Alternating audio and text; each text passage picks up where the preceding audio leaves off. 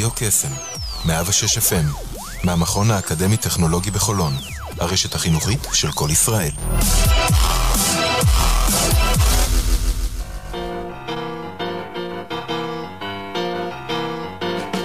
קסם בבוקר, תוכנית הבוקר של רדיו קסם. אקטואליה רכה, לפתוח את היום.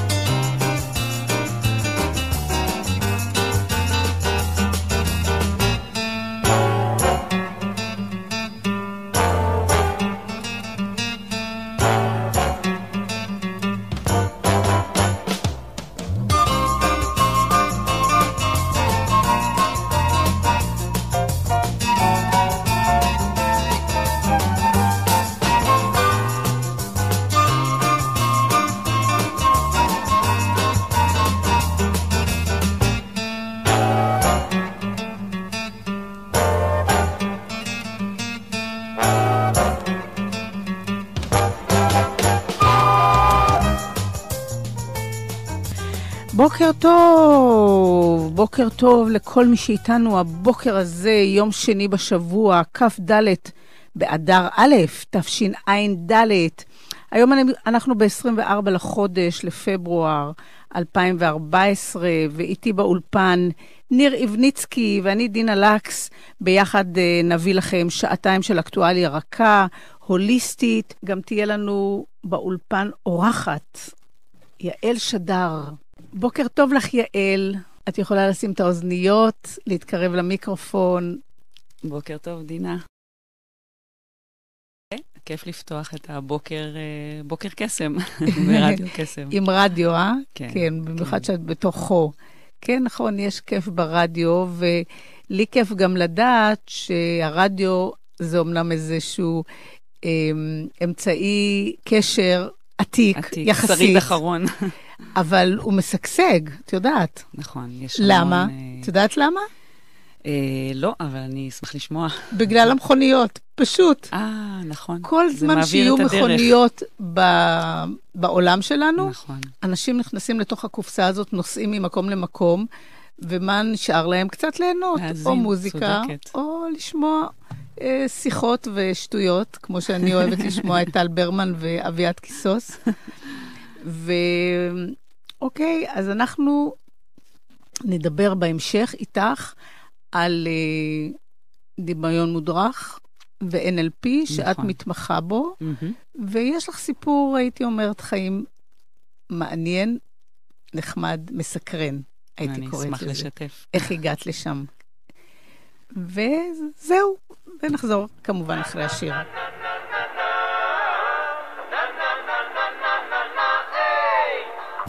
בחודשי הקיץ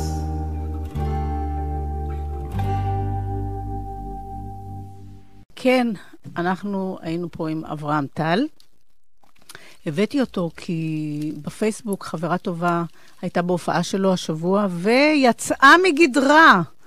סיפרה שנכנסה לתוך איזה רמות גבוהות של משהו טוב שקרה לה, וזה מאוד השפיע עליי. אני יודעת שהרבה אנשים אוהבים אותו, ובאמת לא השמעתי אותו כל כך, כי הוא עדיין לא פה בדיסקים שלנו, אבל הפעם הוצאנו אותו מהמחשב. אבל אנחנו חוזרים עכשיו לנושא שלנו. יעל שדר איתנו באולפן, ואת חרוצה, יעל. כן. הגעת לפני הזמן, בדרך כלל אני עסוקה עם האנשים, אני מזמינה אותם לשעה מסוימת, והם לא מוצאים, כי זו פעם ראשונה שהם מגיעים פה למכון הטכנולוגי, ואז אני מתחילה לחשוב, ואני צריכה להתארגן. אופציות אחרות. כן, שאם הם מאחרים, אז מה אני עושה במקום? אז אני לוקחת תמיד בחשבון את כל אז את גם בחיים ככה? כן. זה לא רק בגלל שהגעת היום לרדיו. לא, אני תמיד פותחת את הדלתות ומגיעה לפני כולם, תמיד. זו תכונה נהדרת, את יודעת, להרים אותה על דגל פה בארץ שלנו. נכון, זה מין כמו חינוך יקה כזה, אבל זה לפעמים באוכריי, כי בא לי ככה, את יודעת, לפעמים בא לי ממש לאחר, לאנשהו, ולא להגיע תמיד ראשונה, אבל לא הולך לי. לא, אל תאחרי, כי אני אגיד לך מה, את מדברת עם מישהי שהיא מאחרת קצת כרונית. אני קצת מאחרת. את בצד השני של הסקאלה. כאילו, אני יכולה לספר לך אפילו מה קרה לי ביום שישי, אני רוקדת גגה. וואו. מכירה. בטח. ובימי שישי אני נורא אוהבת, זה מתנה כזאת לעצמי, אני עושה את כל ענייני הבית לפני, את יודעת, קניות וזה וזה, ונוסעת לי לנווה צדק, ויש לי איזה מרחב בעיניים ובראש, שפותח לי את השבת כאילו. ואני יודעת כמה זמן לוקח לי להגיע, לחנות וזה, ויצאתי בשעה נורמלית. וכמובן, איילון היה סגור. לא כמובן, אלא קרה. בהפתעה, כן. ועשיתי הרבה מאמץ להגיע בזמן, וידעתי שאני לא אגיע, כי פשוט עשיתי כל מיני דרכים חלופיות, שגם הן פקוקות מן הסתם. ובאתי וישבתי שם על ספסל, כי אני אחר כך הולכת לשבת עם חברים, כמובן, אחרי הגגה. וחיכיתי להם, כאילו, חיכיתי חברה מסוימת, ואמרתי לה, תשמעי, ישבתי פה 40 דקות, עד שכאילו השיעור נגמר, אבל לא בזבזתי אותם. חשבתי שאני חייבת, אם משהו חשוב לי, אני באמת צריכה לצאת חצי שעה קודם, מהזמן שאני כאילו מסתדרת איתו, כי הכל יכול לקרות בעולם שלנו. זה לקחת אחריות על הזמן. לקחת אחריות על הזמן. נכון. אז את לוקחת כבר אחריות על הזמן. כן, זה משהו מגיל מאוד מאוד צעיר מהבית. כן. יעל, מה שאני אוהבת אצלך זה שעכשיו ככה בשיר, כשהיה השיר, אז דיברת איתי על זה שלא היית מטפלת מלכתחילה, כאילו, את לא נולדת מטפלת. את לא הלכת על ההתחלה, את אמרת, מה אני רוצה להיות בחיים? לא. הלכת ולמדת משהו אחר לגמרי. קודם כל, בילדות שלי, מסתבר בדיעבד כשאני מתבוננת, אז המטפלת שבי הייתה תמיד בבית הספר, כל הילדים שככה היו יותר ככה בצד, וגם אני לא הייתי מהאמצע יותר מדי. לא, אני בטוחה שיש בך את התכונות מטפלת, אחרת לא היית מגיעה בסופו של דבר לשם. בדיוק. אבל התחלת לא משם. אבל לא. לגמרי לא ידעתי מה אני רוצה, מה הלכת ללמוד? ספרות? באוניברסיטה, תואר ראשון עשיתי בצרפתית וספרות עברית. כי אהבתי שפות מאוד, אני אוהבת. שזה גם לשעצמו יופי של תואר. מאוד, אבל... כאילו, אני הייתי אומרת, אני פיזיותרפיסטית במקצוע.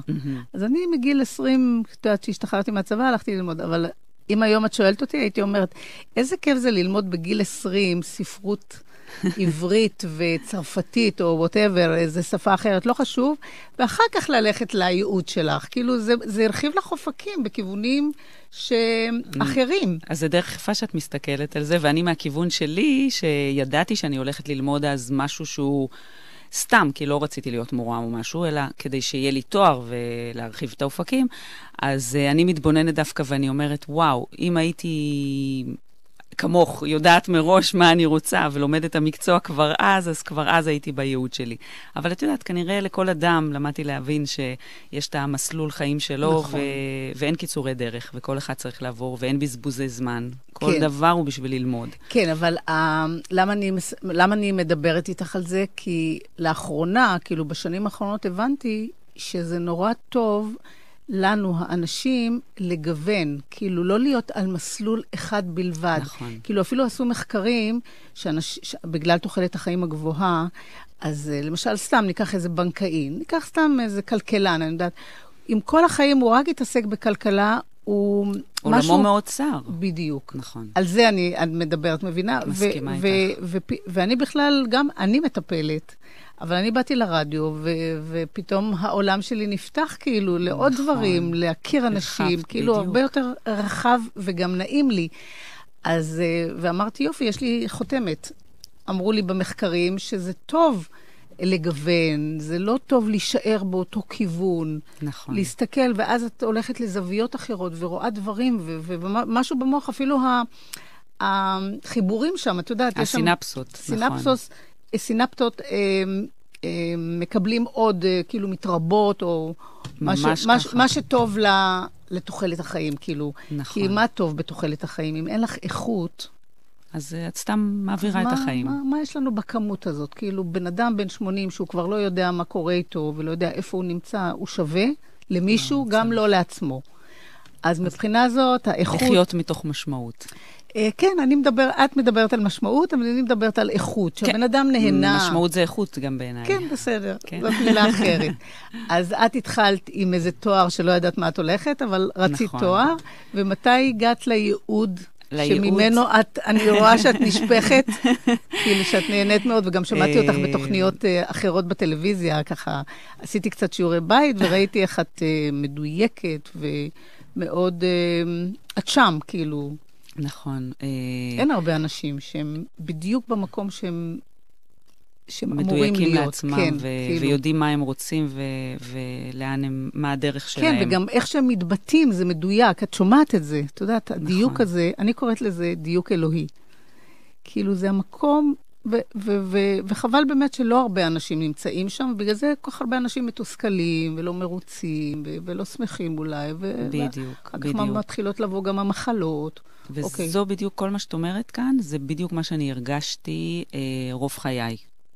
תסכול, חוסר קיול, את יודעת, הרגשתי שאני לא מקוילת עם עצמי, ולא יודעת מה אני רוצה, ולמה אני חיה, כאילו, אוקיי, אז אני קמה בבוקר, עבדתי בתפקידים אדמיניסטרטיביים, תמיד היה נחמד לי במקום עבודה, מבחינה חברתית ומבחינה תעסוקתית, אבל הרגשתי שאני כאילו מתבזבזת, אין משמעות אמיתית. ומה שטלטל את עולמי, זה היה משבר רפואי שפקד אותי ב-2003. תראי, זה כאילו, זה לא פלא, את יודעת, זה צריכה להיות איזשהו דגל לאנשים שמקשיבים לנו עכשיו. נכון. שכשאת לא שם בשביל עצמך, בשביל הייעוד שלך, המחלות מגיעות. בוודאי. כאילו, אפילו אמרתי את זה במקרה, אבל נכון, וואו. נכון, וזה בדיוק העניין.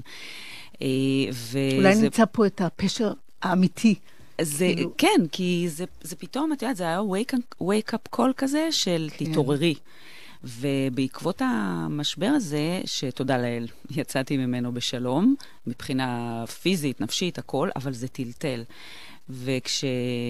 וכשהתייצבתי, המצב שלי התייצב, אז החלטתי שני דברים. א', אני מתחילה להעריך את כל מה שיש מסביבי. כי באמת, יש לי משפחה מדהימה, ועבודה, פרנסה תמיד, וחברים נפלאים, והכל טוב, וגם הבריאות, סך הכל הייתה בסדר, אז לא ידעתי להעריך את זה. כל הזמן התבוננתי עד אז מה חסר לי, מה אין לי, וכיתרתי עם עצמי, כלפי חוץ נראיתי בסדר, אבל... בקיצור, היית צריכה איזה טלטלה. ממש. ככה אני רואה. בדיוק. וכשזה הגיע, אז התחלתי להעריך את הכל.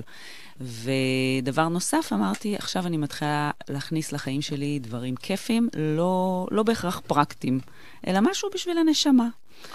אז הלכתי ללמוד משחק בשביל הכיף שלי. וואו. שזה משהו שתמיד רציתי. גיל? זה היה אז, לפני 11 שנה. כאילו היית כבר בת 30 פלוס. כן, הייתי בת 36. לא, זה יפה. כאילו זה אמיץ. וזה משהו שלא העזתי שנים, שהיה בי, אבל לא העזתי אפילו בחוג משחק, התביישתי, אמרתי, אני אתבייש אפילו בפני הקולגות, אבל פה פשוט קפצתי למים. וזה עזר לי להשיל מעצמי כל מיני שכבות שהיו. כמה זמן למדת? זה קורסים כאלה לתיאטרון חובבים. אוקיי. ועד היום אני בקבוצה של תיאטרון חובבים, ועכשיו קיבלתי את אחד התפקידים הראשיים, ואני הופיע. אז את גם שחקנית. אוקיי. כן, חובבת. ואני, בתוך כל התהליך הזה, פתאום נחשפתי באינטרנט, קראתי כתבה על אירידיולוגיה, שזה אבחון דרך קשתית העין. והוקסמתי בכלל שקיים תחום כזה, ומצאתי את עצמי כל הזמן מחפשת באינטרנט איפה לומדים את זה, מה עושים עם זה. התחככתי בדעתי אם ללכת ללמוד, מה אני אעשה עם זה וכן הלאה. בסוף החלטתי שאני קופצת למים והולכת ללמוד את זה. וכשסיימתי את הלימודים, הבנתי שמצאתי את הייעוד שלי, שזה באמת לגעת בחיים של אנשים ולגרום להם להבדל. כי אם אני הצלחתי לשנות את החיים שלי, אבל זה קרה דרך משבר רפואי שגרם לי לטלטלה וכן הלאה, אז להגיע לאנשים לפני שהם יגיעו למשבר רפואי או אחר, ויעשו שינוי בחיים שלהם. כן, אבל רגע, אני עוצרת אותך פה, כי הרבה פעמים זה עלה בשיחות כאן, שבאמת הטבע האנושי זקוק לשערה, טלטלה, ניעור חזק שישקשק אותו מימין לשמאל לגמרי, כדי לקום, לצאת מהאזור נוחות שלו, כי אין לו כבר ברירה. נכון. כבר קם מהאזור נוחות שלו, ולעשות משהו בשביל עצמו. זה הטבע האנושי, כי אנחנו קצת עצלנים. אני מסכימה איתך, אבל... לא עצלנים כמו אוטומטים. את יודעת מה? לא עצלים. בוודאי, זה השינוי הרגלים.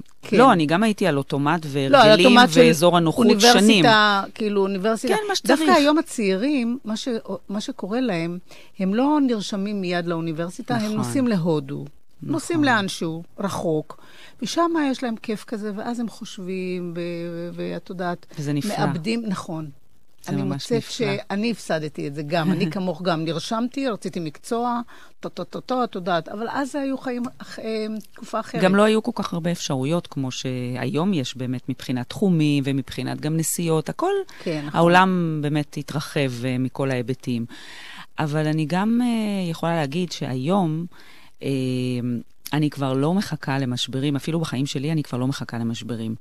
אני כבר מתחילה ליצור עניין בתוך החיים שלי כל פעם ולהתקדם. ברגע שאני מרגישה שמיציתי את עצמי בתחום מסוים, במשהו מסוים, אני כבר מתחילה לעורר את עצמי לדבר נוסף, להשאיר את החיים שלי. שזה כמו שאמרת בתחילת השיחה, להשאיר את העולם. אז בקורסים וחוויות כל מיני דברים שאני יכולה למצוא דרכם מה נכון לי. ופתאום דרך זה ודרך מפגשים עם אנשים מתגלים לי עוד דברים, ואני פתאום מוצאת עצמי בכיוון חדש, שמשתלב בתוך כיוונים אחרים שלי. אז אפשר גם לעשות את זה ככה, לעבור את החיים בכיף הזה, ולא לחכות למשברים. כן. אז אפשר להגיד שאת צריכה כל יום להתעורר בבוקר, ולהגיד תודה למשבר הרפואי שפקד אותך. ואנחנו נעשה הפסקה, ונשמע שיר שאת מאוד אוהבת, שהוא נותן לך השראה לחיים שלך. פרנק סינטרה.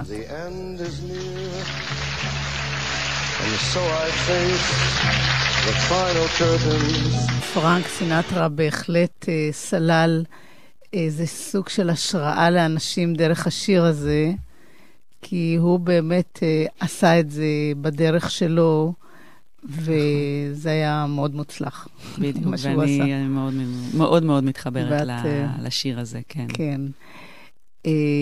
אז מתישהו באיזשהו שלב בחיים שלך הבנת שיש איזושהי דרך שהיא אישית? כן. שאני צריכה למצוא אותה ולגלות אותה, את הדרך שלי, פשוט לסלול אותה, כי אף אחד לא כיוון אותי ואף אחד לא הראה לי אותה, אבל אני הרגשתי שאני בייעוד שלי, אולי זו מילה גדולה, עד אז חשבתי, אבל כשהרגשתי את זה, בסוף לימודי האידיאולוגיה, אז הרגשתי שמשהו לוקח אותי, וכשאנחנו נמצאים במקום שנכון לנו, כל הדלתות נפתחות, פתאום הכל נורא קל. אומרים, איפה שקל לך, שם הייעוד שלך, איפה שקשה לך, שם השיעור שלך. כן. והיו לי, ויש לי הרבה שיעורים בדרך, כמו לכולנו, ומכשולים והכל. התוספת הזאת היא טובה, כי אני הבנתי שאיפה שקל לך, זה המקום שאתה אמור להיות בו. כן. אבל יש בדרך מכשולים. לא, אז אנשים יכולים לקחת את זה למקום לא טוב. את מבינה? איפה שיש קצת קושי, לא, זה לא המקום שלי. ולהישאר באזור הנוחות. כן, נכון, לא לזה אני מתכוונת. אז צריך להדגיש את זה. נכון. כי אפילו אני הייתי קצת מוטעת, כאילו אמרתי, אוקיי, אז מה, אני אעשה רק מה שנוח לי, או מה שקל לי? לא, מה שקל לי, אבל אחר כך הבנתי שיש תוספת, שיש גם, כאילו... אתגרים. כן. נכון. שיש גם קשיים, וצריך לפעמים להיות קצת בקשיים, כאילו, לעשות שם איזה טיונינג כזה. ממש. עד שאת מוצאת את התחנה, כאילו. ממש שלך. ככה, ועד שאת לא עוברת את הקושי הזה, הוא יגיע אלייך בכל מיני צורות ותחפושות, כן. ותפגשי את זה. once את עוברת את המכשול הזה, עברת שיעור, את פתאום לומדת על עצמך כל כך הרבה דברים, ואני בדרך הזאת גיליתי בעצמי כל כך הרבה יכולות שלא ידעתי שקיימות בי. מה למשל? סתם דוגמה. היכולת אומץ, ממש. מה היה שם אמיץ? לקפוץ למים מהיותי שכירה 20 שנה. להיות קונבנציונלית ופתאום ללכת למשהו שהוא לא שאין לי מושג, במיינסטרים, כאילו בזרם המרכזי של חיינו, כאילו משהו אלטרנטיבי, הוליסטי. זאת התוכנית בשבילך. את יודעת שהתוכנית שלי היא הוליסטית. הוליסטית, כן, אני קולטת גם ממך. כן, אני נמשכת לכל הדברים שהם קצת יותר בשוליים, אבל אני נמשכת אליהם לא בגלל שהם בשוליים, אלא בגלל שהם חשובים, תורמים, ואנחנו נדבר על זה אחר כך, כבר דיברנו קצת בהפסקה, ושהמשטר, איך נקרא לזה, האנשים שמובילים, למשל, בואי ניקח את זה בנושא הבריאות, כי הוא נושא מאוד דומיננטי, ובעיקר בארץ, וטעון גם, נכון. כאילו, יש שם המון דברים, אין מספיק כסף, יש שם הרבה בזבוזים על בדיקות ומחקרים, וזה לא, השורה התחתונה, אנשים לא ניצלים, לא תמיד ניצלים. נכון. הסיפור הזה שאנשים נכנסים לבתי חולים, ובגלל חוסר עברור, והם מקבלים מחלות, זה הרי סיפור נוראי, וזה קרה. אבל בואי נחזור אלייך. כן. אז שגילית שם שאת באיזשהו אומץ. אז גיליתי את האומץ, גיליתי את היכולת הוורבלית שלי, שאני יכולה להעביר הרבה מסר והרבה משמעות לאחרים, מתוך החוויות שאני עברתי, ולהראות להם לחיים שלהם. וזה לאנשים סביבי, זה לאו דווקא למטופלים, את יודעת, זה לכל אחד. בהתחלה אנחנו מתחילים עם מעגל הקרוב. נכון. שהוא הכי חשוב. בדיוק. ושם הרבה אנשים מסתבכים, את יודעת. נכון. יחסים. בדיוק, אז זה מאוד בתקשורת. וקפצתי למים, והופעתי בטלוויזיה ברעיונות על התחומים שאני עוסקת בהם, וככה קיבלתי המון פידבקים טובים, וזה פתאום ככה שיקף לי המון דברים על עצמי שלא הייתי מודעת. פתאום הכל יצא. כנראה הכל היה שם, אבל מאוד כזה, כמו שבלול, ופתאום, את יודעת, זה היה לפרוץ החוצה. הגעת פשוט למקום המדויק שלך. בדיאלוג. והכל הסתדר סביבך, כאילו, זה כמו בפאזל. ממש ככה. ובעצם דיברת על הרדיולוגיה, את רוצה להגיד על זה מילה? כן. כי לא הרבה אנשים יודעים על זה, כי לא משתמשים עם זה כל כך. אני מכירה חברה שלמדה את זה, אבל היא אמרה שצריך איזה מכשיר גדול כדי ממש לעשות אבחון נכון, מדויק. לא בהכרח. אפשר גם לעבוד עם פנס וסוכית מגדלת. בעצם אני מתבוננת בקשתיות, בחלק הצבעוני של העין. לא, מסביב לאישון. האישון זה האמצעי הקטן השחור, מסביבו יש או עין כחולה, או חומה, או משולבת בצבעים, אז החלק הצבעוני, גלגל העין, האיריס, שם למעשה זו תעודת הזהות של כל האיברים והמערכות שלנו בגוף, ויש מפה אירידיולוגית, ולפי המפה האירידיולוגית שאני באה ממנה, אסכולה שמחברת בין גוף לנפש, כל איבר שאני רואה שיש בקשתית עליו, האזור שמייצג את אותו איבר, יש עליו סימן כלשהו, זה אומר שיש משהו בהתנהלות של האדם שהוא לא נכון לו, בדפוסי החיים, בדפוסי ההתנהגות, בדפוסי החשיבה. תני לי דוגמה. בואי לא נדבר כללי. לדוגמה. דוגמה שאת זוכרת ככה, שהיא הייתה מאוד ברורה לקהל, למאזינים שמקשיבים לנו. אז למשל הגיע אליי בחור שראיתי בקשתית שלו סימן על אזור הברך, ושאלתי אותו אם הוא סובל מבעיות בברך, כי אני רואה איזושהי בעיה. אז הוא אמר, כן, גם עברתי ניתוח. ושאלתי אותו אם הוא הרגיש איזשהו פחד מאיבוד היציבות בחיים, כי המשמעות של ברך בנושא, זה הרגשת איבוד היציבות בחיים, פחד מלאבד את היציבות. כי רגליים זה היציבות שלנו. אז הוא אמר לי, כן, עברתי סוג של טלטלה, כי הוא החליט לצאת משירות קבע אחרי 40 שנה, אחרי 30 ומשהו שנה, ולצאת לאזרחות. אפילו שזה מבחירה, אבל יש המון חששות ופחדים. כן.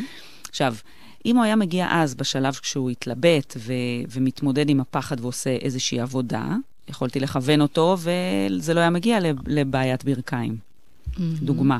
וככה זה על כל מיני איברים בגוף. רגע, אז מה קרה? אוקיי, אז הבחנת, אבל יש מעבר לאבחון? כאילו, עכשיו, יש עוד... יש גם, כאילו, כן, מעבר לאבחון, יש... את תסכים איתי שלא מספיק רק אבחון. אז אמרת לו מה שאמרת, וזה היה נכון, כאילו, את ראית שבחיים שלו הוא איבד קצת איזה סוג של ביטחון. נכון. שזה יתבטא בברכיים שלו, אבל... ואז העבודה היא, למשל, אני עובדת עם ה-NLP והדמיון המודרך, כדי להתמודד עם הפחד. כדי להתמודד... זה הכלים שלה. אלה הכלים הטיפוליים. אלה כלי הטיפולים. שם את מאבחנת, ופה את מטפלת, כאילו, כדי שהוא ישדרג את עצמו בריאותית. כדי שהוא גם יבין מה הדרך שלו, מה הכיוון שלו, מה נכון לו לבחור. אני מנחה אותו לחזק את המשאבים הפנימיים שלו, ביטחון עצמי, דימוי עצמי, ליצור את המציאות שלו שהוא רוצה. בדרך שהוא רוצה. ודרך... והוא לא היה צעיר, הוא לא היה בן 25. לא, בכלל לא. הוא היה בן 45 אולי. כן, בזמן הזה שפורשים מהצבא. חשבתי על זה שזה בן אדם שהוא כבר כאילו באמצע חייו. בכל גיל. מסתבר שבכל גיל אפשר לעשות שינוי. בטח שזה הכי נפלא לעשות את השינוי כשאתה עוד צעיר, וכל החיים עוד לפניך, ומגיעים אליי צעיר. לא, תתפלאי. צעירים מגיעים. הדור עכשיו, הצעיר, אני כל כך... כשהם הולכים לאיבוד. מוקסמת מזה, כן. סטודנטים, או חבר'ה אחרי צבא, או אפילו תיכוניסטים, מגיעים, כי את יודעת, יש רוצים כיוון בדרך, של הדרך, תחילת הדרך. יש יותר מודעות למה נכון לי לעשות בחיים. חש פחד מבחינות, פוביה מבחינות, מהתמודדות. תכף נדבר על ה-NLP, כי באמת ה-NLP בשבילי עוד נשאר איזה תחום שהוא קצת תעלומה בשבילי. לאחרונה התיישבו פה באולפן כמה מטפלים ששלפו לי את הכלי הזה, שכאילו זה משהו שעושה איזה שיפט לגמרי בחיים, כאילו הוא כלי חזק, הייתי קוראת לזה. מאוד. ואת כאילו... זה כלי מדהים. מהנהנת לגמרי, כן, כאילו. כן. הוא עשה לי הבדל בחיים, ובעזרתו אני עושה הבדל לאחרים בחיים שלהם. השאלה כמה זמן, תמיד מעניין אותי. אני אומר לך. כמה זמן לוקח, אם זה כמו טיפול פסיכולוגי, כזה שנים? לא, ממש לא, זה העניין. מה שנפלא בו, היות והוא עוקף היגיון ועובד דרך התת מודע, כי זה טכניקות מיוחדות, כשהאדם הוא בעיניים עצומות, יושב בשקט, אני מנחה אותו לרגיעה, הוא יודע, הוא בשליטה, הוא יודע שאני בחדר ושואלת אותו את השאלות, אבל התשובות שלו מגיעות ממקום הרבה יותר עמוק שלו פנימי. זה סוג של היפנוזה? זה לא היפנוזה. זה לא? לא. מה ההבדל? היפנוזה זה משהו הרבה יותר... דיברו על היפנוזה, כי אבי ההיפנוזה, לא זוכרת את השם שלו. קליינהאוס. דוקטור קליינהאוס. הלך לעולמו, ואתמול דיברו עליו, אבל חוק ההיפנוזה כבר, דיברתי פה עם מישהי שזה חוק מאוד קשוח. בארץ, כן. נכון. לכן אני אומרת, ההיפנוזה הוא יותר מעמיק, הוא יותר עמוק, ומותר רק לפסיכיאטרים ופסיכולוגים. הוא יותר עמוק? כן, הוא מגיע לרבדים יותר עמוקים, עובד בדרך קצת שונה. השילוב של NLP עם דמיון מודרך, אני מגיעה עם האדם לשלב של התת מודע, זה שלב ביניים, כמו לפני הרדמות, כשהוא כמו חצי ער, חצי מנמנם, הוא יודע שאני נמצאת שם ושואלת אותו את השאלות, אבל התשובות, כמו שאמרתי, מגיעות ממקום הרבה יותר פנימי ועמוק שלו, נופלים המון הסימונים, אנחנו הולכים לעבר, התת מודע מעלה זיכרונות שמוצא לנכון, שבגללם אותו אדם החליט משהו מסוים בחיים שלו, וחי עם אמונה שלילית שמגבילה אותו, מנקים את אותה חוויה, את אותה אמונה, ויוצרים אמונות חדשות שיותר מתאימות למישהו היום. והכל תוך כדי זה שהוא בערפול כזה, חצי ערפול. חצי, כן. ואז הדברים מופנמים. לא משתמשים עם תרופה? לא, מה פתאום? לא, סתם מעניין אותי, כדי להגיע למקום הזה של אלפא. ממש לא. לא. ממש לא. זה כלי שאני מראה לאדם שהוא יכול גם להגיע לבד, וברגע שהוא ככה משחרר את עצמו ונינוח, ומאפשר לעצמו לחלום ולדמיין, או להיזכר, או ליצור את המציאות שלו, אז הכל אפשרי. ואני אגיד יותר מזה, זה אפילו מחקרים הוכיחו, התת מודע, המוח שלנו לא מבדיל בין דמיון למציאות. ולראיה עשו מחקר, הושיבו ספורטאים במעבדה, חיברו להם אלקטרודות למוח, ואמרו להם עכשיו, לראש, אמרו להם עכשיו, תשבו, אל תזוזו, תדמיינו את הריצה של המרתון של שבוע שעבר. המחשב הראה שהמוח של אותם ספורטאים שחרר אנדורפינים, הורמונים, בדיוק כמו שהיה בריצה האמיתית. כאילו אפשר לעבוד על המוח, בקיצור. לגמרי. אז עכשיו, מה שאני אומרת, רוב האנשים מדמיינים מציאות רעה, שלילית. עכשיו, אני אומרת, את כל האנרגיות שאתם יוצרים, וזה מה שקורה להם בסוף, את כל האנרגיות שאתם יוצרים, את המציאות הרעה, קחו את זה ותיצרו תסריטים טובים. כן. אבל זה צריך באמת איזה סוג של הנחיה. כאילו, זה לא קורה... נכון. זה לא קורה מעצמו. זה לא... אין לנו את זה ב-DNA. קשה ליצור את זה לבד, נכון. כאילו, כשאנחנו נולדים, קחי סתם, הילדים שמחים וזה, אבל באיזשהו גיל מתחילים להיות עצבנים, כועסים, מתוסכלים, לא מרוצים ממה ש... ועסוקים כל הזמן במה חסר להם, בחצי כוס הרקע. כי אנחנו יותר... העניין הוא, כל אחד נולד ויודע מה הוא רוצה. בעצם, זאת אומרת, הידע קיים בתוכנו. כן. זה הזיכרון הרגשי הראשוני. הבעיה היא שאנחנו מתחילים להקשיב החוצה, לסובבים אותנו. עכשיו, זה בסדר לקלוט עוד רעיונות ודעות ולהקשיב לסביבה. אבל בסופו של דבר, הכי חשוב שתקשיב לעצמך. לא, יש שם איזה קטע שהם לא עושים את העיבוד החיצוני, לגירוי החיצוני לעצמי. כאילו, איפה אני מול זה? בדיוק. כאילו מה מתאים לי. כן, בדיוק. לקחת מזה, ומה מתאים לי, לא לקחת מזה. נכון. זה אני חושבת חסר להם. נכון. להרבה אנשים. ומעט מאוד אנשים באמת הולכים עם האמת שלהם, וזה לא קל. בעיקר בחברה כמו שלנו, שהיא מאוד לא טולרנטית, ומאוד מבקרת, ומאוד קשה ופולניה כזאת, אז זה לא קל ללכת עם האמת שלך. כן. תגידי, אז כמה פעמים, כמה שיחות כאלה יש לבן אדם, צריך לבן אדם? בתהליך כזה? כן. קודם כל זה כמובן אינדיבידואלי, אבל אם אנחנו מדברים על תהליך של שינוי, זה יכול להיות ככה בין 12 ל-15 מפגשים. שזה ממש לא נורא. זה כלום. נראה לי... זה 3 חודשים בערך, פעם בשבוע. עושים שיפט אמיתי. וזה לכל החיים, אתם מרוויחים את החיים שלכם. משהו עמוק. בדיוק. ולא... טוב, זה נשמע טוב. אנחנו עם שיר, כן? עם השיר.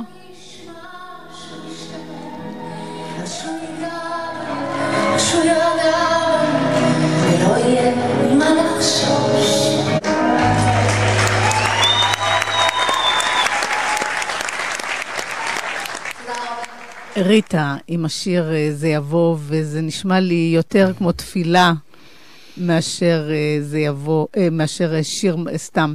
קראתי על ריטה בזמנו, מזמן, איך היא בוחרת את השירים שלה, אז היא מאוד קשוחה שמה, אבל היא הבינה שהיא שרה בשביל האנשים, ואם אנשים לא מתחברים באופן אישי לשיר, שהוא אומר להם משהו, כמו שאת עכשיו הבאת את שני השירים של פרנק סינטרה, שהוא אומר לך משהו. נכון. והוא אומר להרבה אנשים, כי באמת לכל אחד יש איזשהו דרך משלו. ומעניין, אתה יודעת, הדברים מתחברים לי. לפני שבוע הבאתי כאן לשידור כתבה שהתפרסמה בגלובס. אני ממש לא כלכלית. אני לא טיפוס כלכלי, אבל ראיתי שבגלובס יש המון דברים מיוחדים. על מישהו שעושה מחקר בנושא של ניהול דווקא. כן. ואת יודעת, יש בתי ספר למנהל, וזה תורה שלמה, ולוקחים דוגמאות של חברות שמצליחות, והוא אמר, אין נוסחה. גם לניהול, הוא הביא משהו אלטרנטיבי, בגלל זה הבאתי את הסיפור שלו, כי התחברתי לשם, כי הוא אמר שכל חברה היא פר עצמה לגמרי, ופתאום ראיתי שהאלטרנטיביות וההוליסטיות, את יודעת מה, האלטרנטיביות היא מילה יותר מדויקת פה, כן. היא גלשה גם לעסקים, כאילו היא כבר לא נשארה רק בנושא הבריאותי והסביבתי, אתה יודע, גם הסביבתי הפך להיות הוליסטי נכון. כזה, אלא היא כבר מתחילה לטפטף שם לעסקים, וזה נשמע לי מקסים, כאילו אני ממש אהבתי, הוא לא ישראלי, הוא מאירלנד משהו, אבל הוא הביא את התורה שלו, והוא סיפר שהוא, אחרי מחקרים וזה, הוא הבין שאין נוסחה. כל חברה, היא מצליחה בגלל האנשים שלה, בגלל האנרגיה שנוצרת שם, בגלל... מכלול של דברים. מכלול של דברים בדיוק, שכל אחד מהם נלקח בחשבון, ואי אפשר לקחת ממנו ולהביא את זה לאיזו חברה אחרת שרוצה ללמוד. אולי אפשר ללמוד, לעשות את זה בדרך שלך, אבל לא להעתיק, זה המילה. אז זה מאוד מחבר אותי, דינה, לשאלה שלך על מה זה NLP ומאיפה הוא הגיע, ותכף אני אגיד לך איך זה מתחבר באמת. האמת היא שמה ששאלתי אותך זה דמיון מודרך, אנחנו גדלנו על זה, המושג דמיון מודרך. נכון. לספר איזה סיפור ולנסות להיות שם, אבל פתאום נכנס לנו לחיים. אני זוכרת שהבית ספר הזה רטר, כן, מכללת רטר. מכללת רטר, רדפה אחריי, כאילו, תבואי ללמוד. לא חשוב, לפני, אני מדברת על 10 שנים, משהו כזה, כשהם פרצו כאילו לתודעה.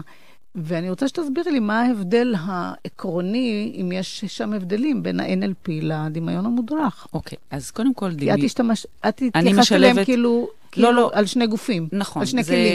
זה שילוב של שני כלים.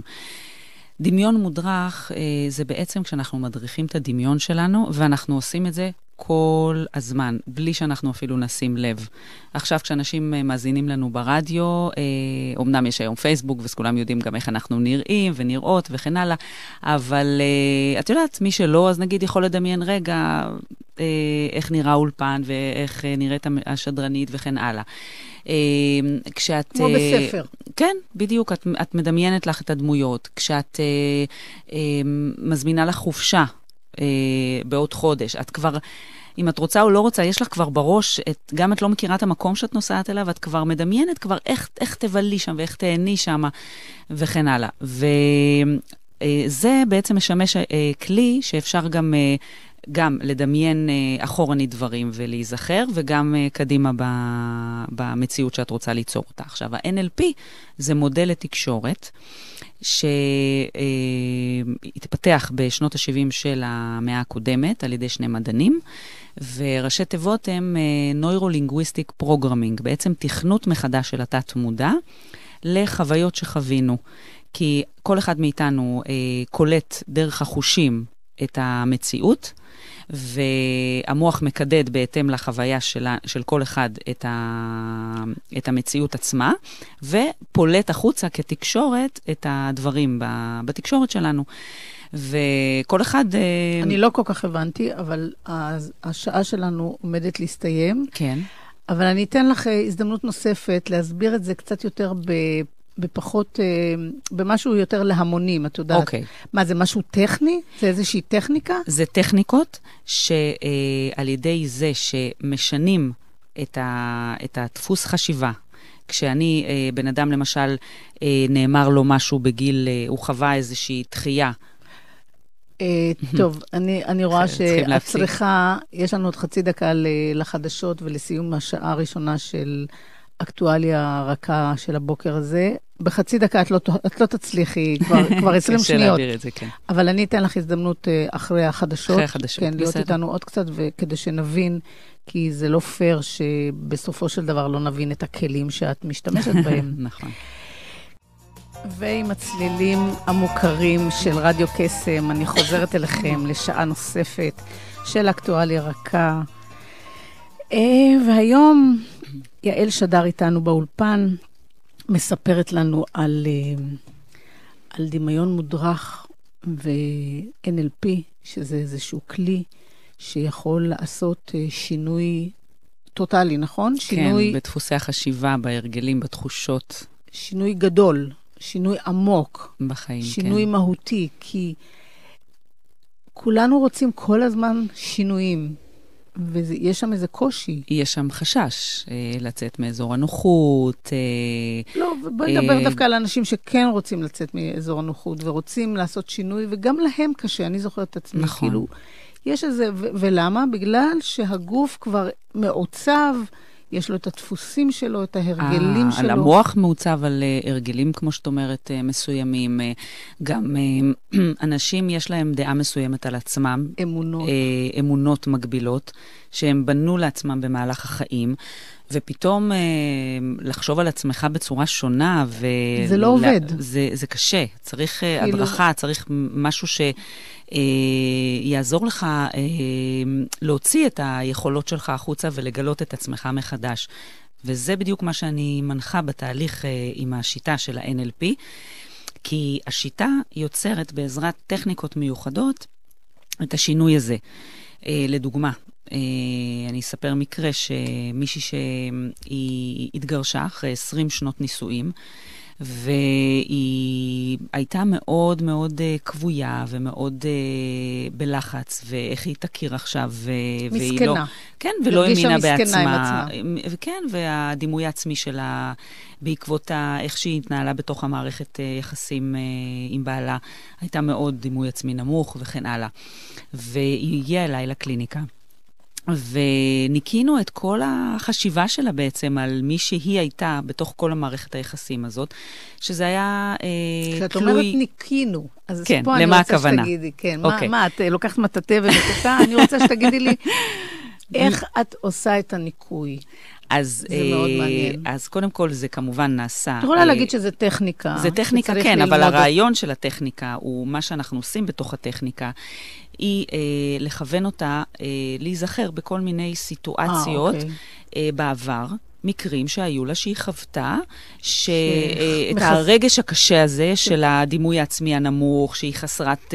שמחזקים את ההרגשה הקשה שלה על עצמה. בדיוק, בדיוק. עכשיו, כשהיא מתבוננת בזה היום כבוגרת, על כל המקומות האלה בצעירותה יותר, בדמיון, כשהיא נזכרת, אז בטכניקה הזאת שלה, בעזרת ה-NLP, היא יוצרת לעצמה בעצם שינוי בתודעה. זאת אומרת, קשה להסביר את זה, זה משהו חווייתי, אבל הרעיון, אני מנסה להעביר כאן את הרעיון. לא, היא מבינה שזה משהו ששייך לעבר. נכון. שכבר הוא בלי שימוש, צריך כבר כאילו לטאטא אותו ולזרוק אותו. בדיוק. יש שם איזה... ולחזק את מי שהיא הייתה אז. פה זה נשמע לי קצת כמו טיפול פסיכולוגי. זה סוג של פסיכולוגיה מודרנית בעצם. אבל לא שהמוח עובד שם במלוא הקיטור. לא, הוא עובד בצורה אחרת, הוא עובד דרך התת-מודע. כשמשנים את התכנות, כי לדוגמה, למה אני מתכוונת תכנות? כשבעלה... זה הכי חשוב, המילה הזו דווקא יצאה מעולה, זה כמו מחשב. נכון, זה לשנות את הגרסה, את התוכנה. הבסיסית שלו. כן, לעדכן גרסה. את מעדכנת. את יודעת מה, נסתפק בזה, כי יש שם כנראה איזה סוג של טכניקה שבשבילה לומדים כמה שנים, מה לומדים? בואי תספרי לי. לומדים בעצם איך להעביר את המסרים האלה, ואיך ליצור את השינוי הזה. כאילו. זה לא פסיכולוגיה קונבנציונלית, זו פסיכולוגיה... זה לא שיטות וכל מיני... לא, השיטה הזאת... לא, השיטות הפסיכולוגיה, אין שם פסיכולוגיה. תראי, אני למדתי על זוגיות, סתם. כן. למדתי במעגלים מזמן, כן. שזה איזשהו בית ספר כזה פרטי כמו אדלר, שבאדלר לומדים להיות הורה, נכון? כן. ובמעגלים על זוגיות. אז שם הביאו שיטות, כל מיני שיטות, השיטה האדלריאנית, הזרם הפרוידני, הזרם של מקס, של יונג. אתה יודעת, הביאו כל מיני זרמים של פסיכולוגים, ופסיכיאטרים שנתנו את הטון, או הביאו איזשהו אסכולה משלהם. אבל פה יש משהו פסיכולוגי? אז אני אומר לך, זה מעניין. בכלל, ה-NLP הוא התפתח מתוך שני המדענים שפיתחו אותו, הם צפו על 4 מטפלים שמאוד הצליחו בתחומם. אבי ההיפנותרפיה, אבי שיטת הגשטלט, וירג'יניה סאטיר, שהייתה מטפלת משפחתית גאונה, ואבי, ועוד דוקטור בייטסון, אנתרופולוג וביולוג. הם מאוד הצליחו בתחומם כל אחד, והם בדקו מה הצליחו, ועל פי זה הם בנו את עקרונות היסוד של ה-NLP. רגע, ושני המדענים האלה, מה הם היו? אחד בלשן ואחד מתמטיקאי. זאת אומרת, הם לא היו אפילו פסיכולוגים. כן. וואי, זה מעניין. בדיוק. כאילו, הם באו בתחום אחר לגמרי. כן, כן, אבל הם קלטו שיש פה אינטואיציה של כל מטפל כשהם צפו על העבודות, ולפי זה הם בנו את הקונספט. כן. כי הרעיון הוא שכל אחד מאיתנו קולט את המציאות בצורה שונה. את ואני יושבות עכשיו כאן, לדוגמה, ייכנס כאן כלב. עכשיו, המציאות היא אותה מציאות. נכנס כלב ששתינו לא מכירות. עכשיו, יכול להיות שאני אברח לפינה השנייה של החדר, ואת תלטפי את הכלב. או שאני אתכווץ. לא, יכול להיות, אני בכוונה נותן דוגמה הפוכה, אבל החוויה, זאת אומרת, החוויה של כל אחת מאיתנו אחרת. למה? כי בשבילי, לדוגמה, פעם כלב אולי הבהיל אותי, נשך אותי, אז התכנות שלי במוח זה שכלב זה דבר מפחיד. מסוכן. ואז, בתהליך כזה שבן אדם עובר, משנים לו את זה שכלב זה לא בהכרח חייב להיות משהו מפחיד, זה יכול להיות גם חוויה נעימה. זה נקרא לנקות את אותה חוויה שיצרה את האמונה המקבילה. יופי של דוגמה. טוב, תשמעי, יש לי חשק עוד לשמוע עוד דברים, רק כמה זמן לומדים את זה? סתם מעניין. אני למדתי 2 במכללת רטר. מה, כזה לא כל יום? פעם בשבוע כזה? לא, זה כן. זה מין קורס כזה, בואי נקרא לו קורס ארוך. זה קורס ארוך עם תעודה של מטפלת. כן, אני יודעת שזה מכללה מאוד רצינית. כן, מאוד ותיקה ורצינית. כן. זה מנוהלת על ידי איזה זוג, לא? כן. כן, אני זוכרת שהסתכלתי. טוב, יפה. תראי, אנחנו קצת מיצינו, לא מיצינו, אבל הבנתי. את הרעיון, כן. את הכלים שלך, את המוטיבציה שלך. אני רואה שאת ככה מחייכת מאוזן לאוזן, את אוהבת את מה שאת עושה, זה נהדר. כן, אני מאוד חיה את זה. ורק במשהו עוד בא לי לגוע, שנגענו בזה כשהיה שיר ושתינו דיברנו. כן. על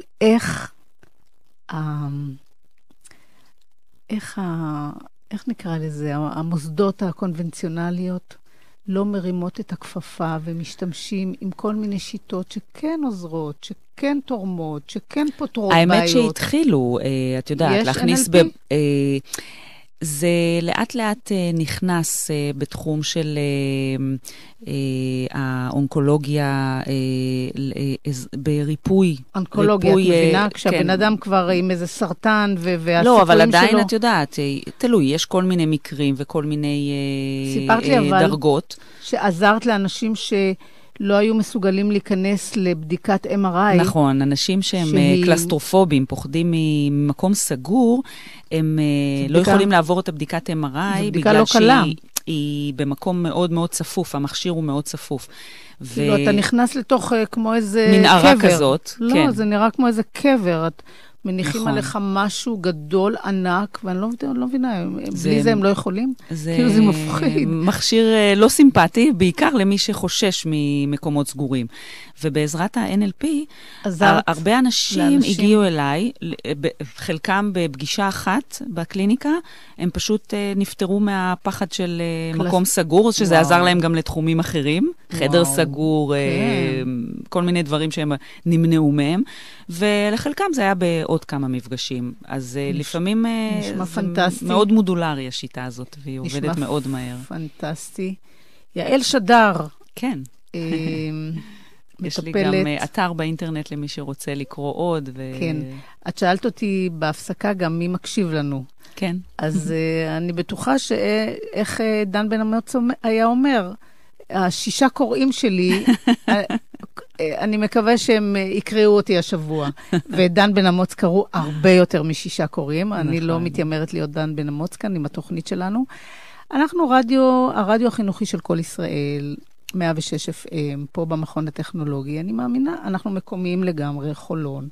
אבל את יודעת, היום בעידן הפייסבוק, אני מרגישה שאני יכולה לשדר, מקשיבים לנו בראש פינה. נכון. עוד מעט אני אעלה לשידור את שירי חפקין, אם את מכירה אותה. כן. והיא מקשיבה לנו, ועוד... ומכל קצוות הארץ. ואני רוצה גם גילוי נאות, אני חולונית במקור. ההורים שלי עדיין גרים בחולון, ויש לי פינה חמה בלב לעיר הזאת, אז עכשיו הבנתי למה הגעת בקלות.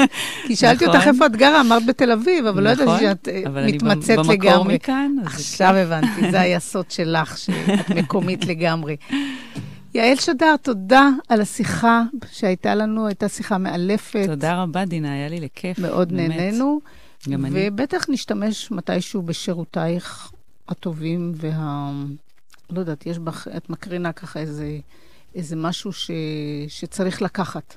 תודה רבה. כאילו. אז אנחנו נהיה עם השיר הזה, ונאחל לכם המשך יום נהדר, תודה רבה גם לכם. ושיהיה רק טוב לכל עם ישראל, וגם לכל העולם, נכון? נכון. גם לאוקראינה. לכולם. תודה. שואל את עצמך